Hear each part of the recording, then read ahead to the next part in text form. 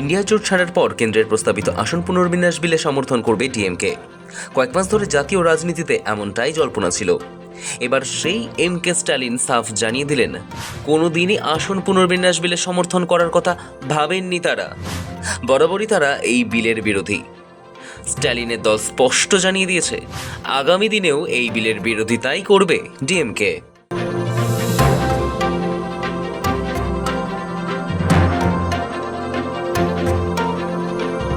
তামিলনাড়ুতে বিধানসভা নির্বাচনের পরে কংগ্রেস দীর্ঘদিনের সহযোগী ডিএমকের সঙ্গ ছেড়ে বিজয় থালাপতি সরকারে যোগ দেওয়ার পরেই তৈরি হয়েছিল জল্পনা। কিন্তু শুক্রবার তাতে জল ঢেলে দিয়েছেন ডিএমকের প্রধান এমকে স্ট্যালিনের পুত্র তথা তামিলনাড়ু বিধানসভার বিরোধী দলনেতা উদয়নিধি। সীমানা পুনর্বিন্যাস করে লোকসভার আসন বাড়িয়ে মহিলা সংরক্ষণের উদ্দেশ্যে প্রধানমন্ত্রী নরেন্দ্র মোদীর সরকারের পেশ করা 131তম সংবিধান সংশোধনী বিল তারা সমর্থন করবেন না জানিয়ে তিনি বলেন, ডিএমকে প্রথম থেকেই সীমানা পুনর্বিন্যাস বিলের বিরোধিতা করেছে এবং ভবিষ্যতেও করবে।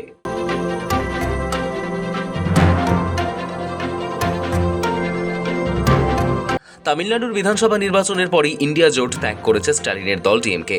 তবে তারা ইন্ডিয়া জোটে যেমন নেই, তেমন সব ইস্যুতে বিজেপির পাশেও নেই।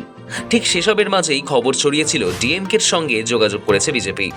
আসন পুনর্বিন্যাস বিলে সমর্থন চাওয়া হয়েছে বলেও শোনা যায়, কিন্তু প্রকাশ্যে এই নিয়ে কেউই কিছু বলেনি। তবে এই প্রথমবার বিল নিয়ে নিজেদের অবস্থান স্পষ্ট করল ডিএমকে। তামিলনাড়ুর প্রাক্তন উপমুখ্যমন্ত্রী তথা স্ট্যালিন পুত্র উদয়নিধি বলেন, এটা তো কোনো নতুন ব্যাপার নয়। ডিএমকে বরাবরই আসন পুনর্বিন্যাসের বিরুদ্ধে, আগামী দিনেও তাই করব। তিনি তোপ দেখে বলেন, কেন্দ্র বিষয়টিকে এমনভাবে তুলে ধরেছে যাতে মনে হয় ডিএমকে বিলকে সমর্থন করছে।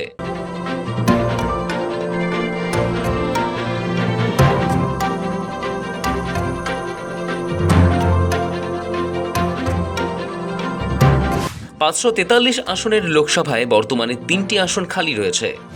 যে কোনো সংবিধান সংশোধনী বিল লোকসভায় পাশ করানোর জন্য মোট ভোটদানকারী সাংসদদের 2/3 সমর্থন প্রয়োজন হয়। অর্থাৎ সব সাংসদ ভোটাভুটিতে অংশ নিলে 360 জনের সমর্থন পেতে হবে সরকার পক্ষকে। গত 17 এপ্রিল মোদী সরকার লোকসভার আসন বাড়িয়ে মহিলা সংরক্ষণের জন্য সংবিধানের 131তম সংশোধনী বিল পাশ করাতে ব্যর্থ হয়েছিল 2/3 সংখ্যাগরিষ্ঠতা না থাকায়। সেই সময় উপস্থিত 528 জনের মধ্যে 352টি ভোট দরকার ছিল বিল পাশ করাতে। মোদী সরকার সে সময় পেয়েছিল 298টি ভোট। এরপরে বাংলায় বিধানসভা নির্বাচনের পর তৃণমূল থেকে বেরিয়ে এনসিপিআইতে যোগ দেওয়া 20 জন এবং উদ্ধব ঠাকরে শিবসেনার ছুট 6 জনকে নিয়ে এনডিএর পক্ষে 324 জন রয়েছেন। এছাড়া শরদ পাওয়ারের নেতৃত্বাধীন এনসিপির 8 লোকসভা সাংসদদের সমর্থন সরকারের দিকে যেতে পারে বলে কানাঘুষা চলছে দিল্লিতে।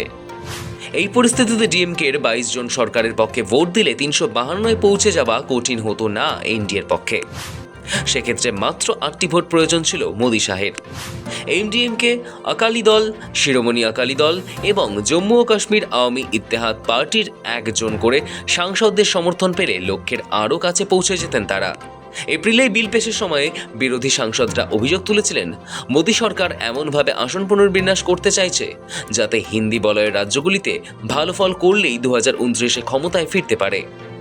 ওই বিলে প্রস্তাব ছিল লোকসভার আসন সংখ্যা 543 থেকে বেড়ে 816 হবে, অর্থাৎ লোকসভার মোট আসন 50% বাড়বে।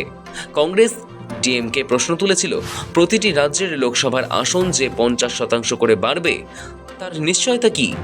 কেন্দ্রীয় স্বরাষ্ট্রমন্ত্রী শাহ তখন লোকসভায় জানিয়েছিলেন, বিরোধীরা বিলটি সমর্থন করতে রাজি হলে তিনি বিলে সরকারি সংশোধনী এনে রাজ্যওয়ারি 50% আসন বৃদ্ধির কথা রাখতে প্রস্তুত।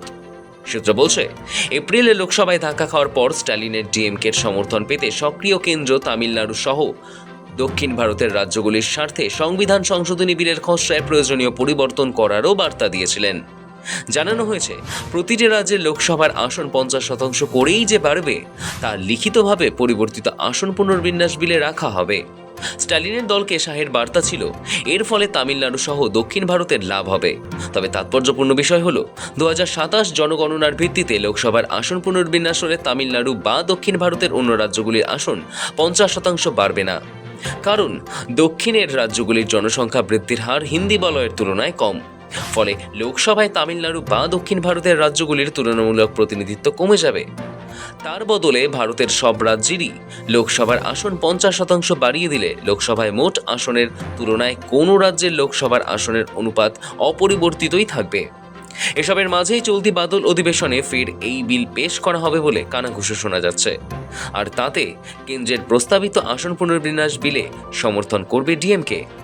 তবে এই কানাঘুষোর মাঝেই তাৎপর্যপূর্ণভাবে উদয়নিধি শুক্রবার জানিয়ে দিয়েছেন, খসড়া বিলে মোদী শাহের দেওয়া প্রতিশ্রুতি অন্তর্ভুক্ত হলে তারা বিষয়টি পুনর্বিবেচনা করতে পারেন, নইলে কোনোদিন আসন পুনর্বিন্যাস বিলে সমর্থন করবেন না। বরাবরই তারা এই বিলের বিরোধী। স্ট্যালিনের দল স্পষ্ট জানিয়ে দিয়েছে, আগামী দিনেও এই বিলের বিরোধিতাই করবে ডিএমকে।